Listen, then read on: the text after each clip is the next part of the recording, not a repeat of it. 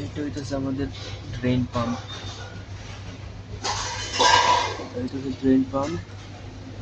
আর ওই যে দেখা যাইতেছে এইটা বুস্টার পাম্প। এটা বুস্টার পাম্প।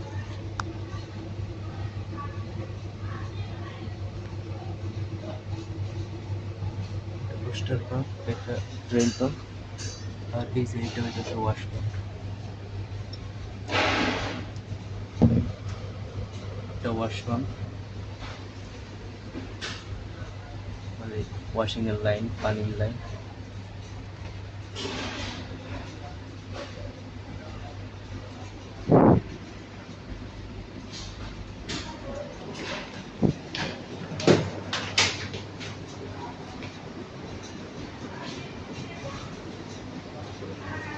মূলত সমস্যা ছিল আমাদের সোলোনাইট খারাপ, মেশিনের পানি কন্টিনিউ আসে, কিন্তু সোলোনাইট যেটা আনছি এটা হইতেছে 220 ভোল্টেজের, সেই জন্য এটা হইতেছে না।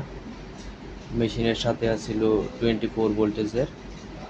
তো আমি ওয়েট করতেছি 24 ভোল্টেজের সোলোনাইটের জন্য।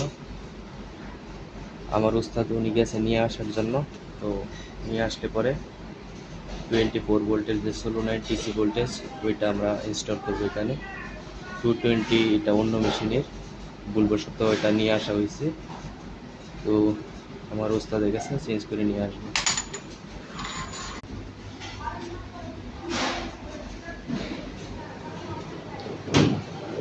আর এটার ভিতরে হচ্ছে ওয়াশ আর্মগুলো, এগুলো হইতেছে ওয়াশ আর্ম।